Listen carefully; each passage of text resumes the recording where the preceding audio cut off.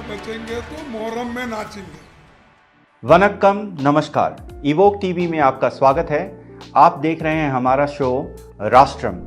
इन दिनों कांग्रेस अध्यक्ष पद को लेकर काफी गहमागहमी है। हो भी क्यों ना, आखिर 22 साल के बाद पहली बार ग्रैंड ओल्ड पार्टी डेमोक्रेटिक रूप से अध्यक्ष का चुनाव करने जा रही है। मैदान में हैं कांग्रेस के बागी G23 ग्रुप के शशि थरूर और गांधी परिवार के लॉयलिस्ट मल्लिकार्जुन खड़गे।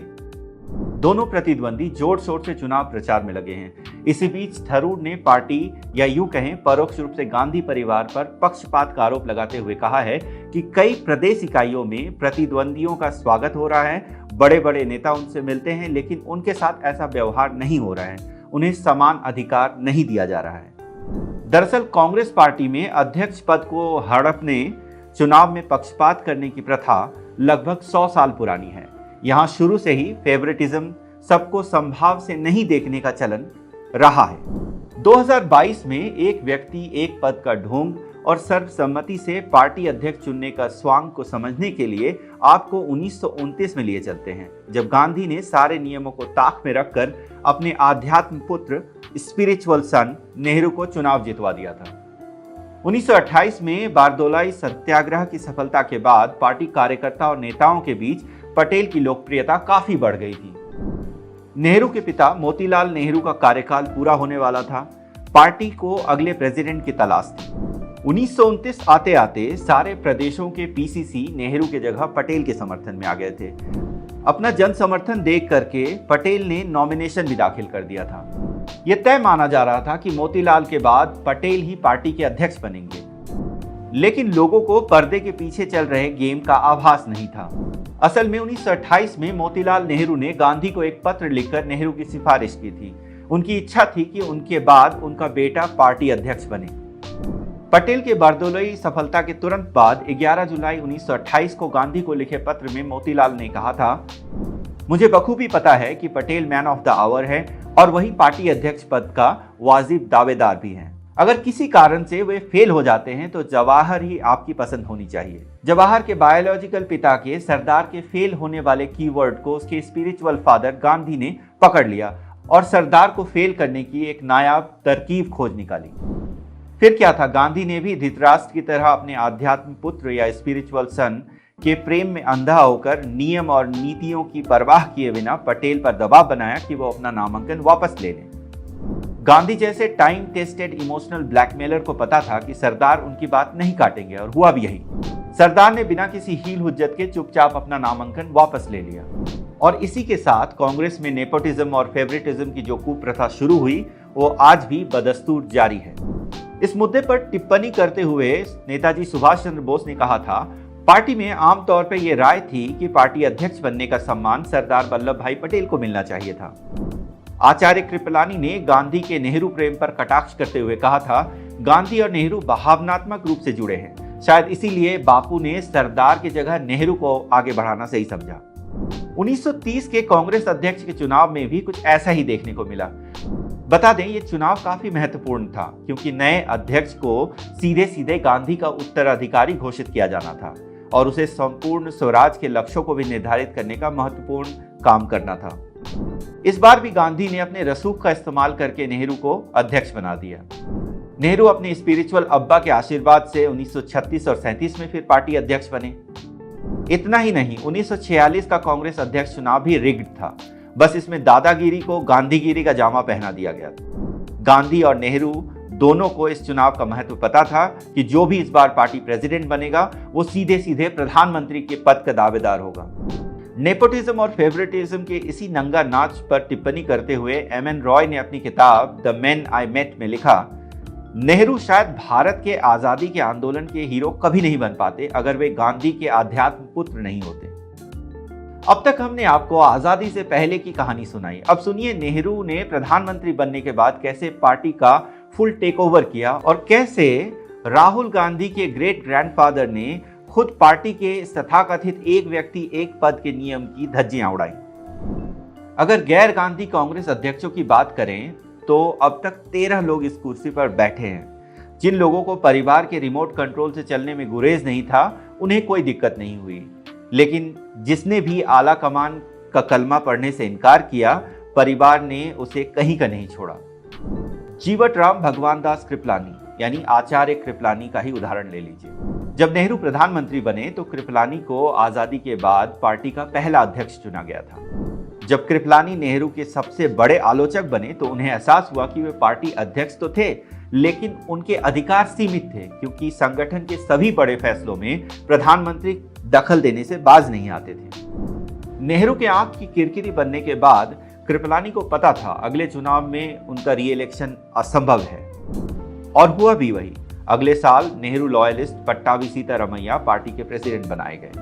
फिर वर्ष 1950 में नेहरू के जबरदस्त विरोध के बाद भी पटेल खेमे के पुरुषोत्तम दास टंडन को कांग्रेस के अध्यक्ष बने। इस हार से बिलबिलाए नेहरू ने कांग्रेस कार्य समिति से इस्तीफा दे दिया।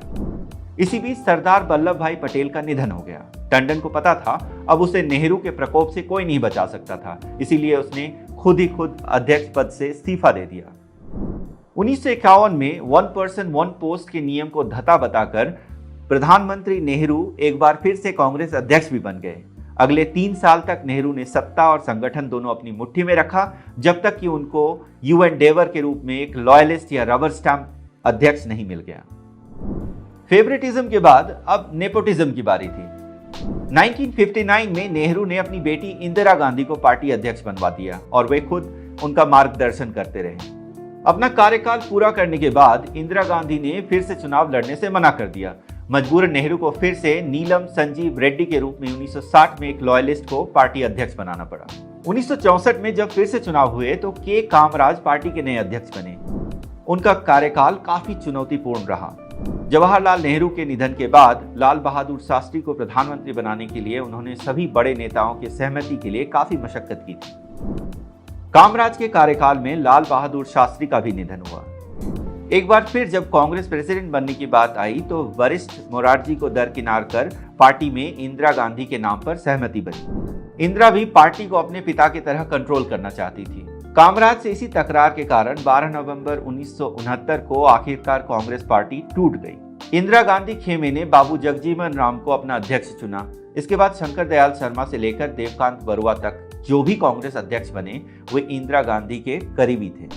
बरुआ ने तो साइकोफेंसी की हदें तोड़ दी थी। उसी ने ये फेमस नारा दिया था, Indira is India, India is Indira. हालांकि इमरजेंसी के बाद इंदिरा गांधी ने अंतिम वक्त तक पार्टी की कमान अपने हाथ में रखी थी। इंदिरा के बाद राजीव ने भी खानदानी प्रथा को जारी रखा। अपने नाना नेहरू और मां इंदिरा की तरह वे भी प्रधानमंत्री और पार्टी अध्यक्ष बने रहे। राजीव गांधी की हत्या के बाद सोनिया न खुद राजनीति में आना चाहती थी, न ही गांधी परिवार के किसी और सदस्य को राजनीति में आने देना चाहती थी। इसीलिए 1992 में पीवी नरसिम्हा राव को पार्टी का मुखिया बनाया गया। ये पहला मौका था जब संगठन और सरकार में गांधी परिवार का कोई सदस्य मौजूद नहीं था। लेकिन कालांतर में नरसिम्हा राव के विरोधी खेमा के नेताओं ने येन केन प्रकारेण सोनिया गांधी को सक्रिय राजनीति में आने के लिए मना लिया। लेकिन तब तक पार्टी की कमान सीताराम केसरी के हाथों में जा चुकी थी। चूंकि केसरी के कार्यकाल में सिर्फ 6 महीने में कांग्रेस की 2 सरकारें गिर गई थी, इसका ठीकरा उनके सर पर फोड़ा जाना तय था। 1998 में सोनिया गांधी ने आधिकारिक रूप से पार्टी की कमान संभाली और वे 2016 तक कांग्रेस की अध्यक्ष बनी रही। 2017 में राहुल गांधी के अध्यक्ष बनते ही 3 राज्यों में कांग्रेस की अप्रत्याशित जीत हुई। लेकिन 2019 के आम चुनावों में करारी हार झेलने के बाद उन्होंने पद से हटने और पार्टी की कमान गांधी परिवार के अलावा किसी अन्य नेता को सौंपने की सिफारिश की। ये सत्य है कि 17 अक्टूबर को होने वाले चुनाव में दोनों उम्मीदवार गांधी परिवार से नहीं हैं। लेकिन कांग्रेस के 100 सालों के इतिहास को देखने से ये प्रेडिक्ट करना आसान हो जाता है कि फर्स्ट फैमिली का आशीर्वाद उसी नेता को मिलेगा जो उनके हाथों की कठपुतली बनने के लिए राजी होंगे। शशि थरूर के हाल के प्रेस कॉन्फ्रेंस और स्टेटमेंट्स से आपको पता चल ही गया होगा कि वे गांधियों के फेवरेट नहीं हैं। इसके कई कारण हैं। पहला, थरूर वाइब्रेंट व्यक्तित्व के स्वामी हैं जिनके टैलेंट का विपक्षी भी सम्मान करते हैं। सोनिया गांधी कभी नहीं चाहेगी कि थरूर आगे चलकर राहुल के राह का रोड़ा बने। दूसरा, वे कांग्रेस के एंटी परिवार लॉबी G23 के मेंबर हैं जो पार्टी लीडरशिप की खामियों के बारे में खुलकर बात करती रही है। थरूर को पता है कि वे एक रिग्ड इलेक्शन में अपनी किस्मत आजमा रहे हैं। जैसे 1929 में मोतीलाल नेहरू की सिफारिश पर महात्मा गांधी ने असंवैधानिक रूप से पटेल से नामांकन वापस लेकर नेहरू को चुनाव जितवा दिया था, ठीक उसी तरह मल्लिकार्जुन खड़गे का सोनिया, राहुल और प्रियंका के आशीर्वाद से कांग्रेस का अगला अध्यक्ष बनना तय है। वैसे भी कांग्रेस पार्टी में इंटरनल डेमोक्रेसी और निष्पक्ष चुनाव जैसी चीजें सिर्फ हॉगवॉश हैं, छलावा है। ये सब कुछ जानकर भी थरूर मैदान में टिके हैं। उनके लड़ने के जज्बे को सलाम। बाकी थरूर आप जीतते जरूर अगर मेरिट पर होता चुनाव, अगर गांधियों ने नहीं लगाया होता अपने गुलाम पर दांव। बकरी ईद में बचेंगे तो मोहर्रम में नाचेंगे।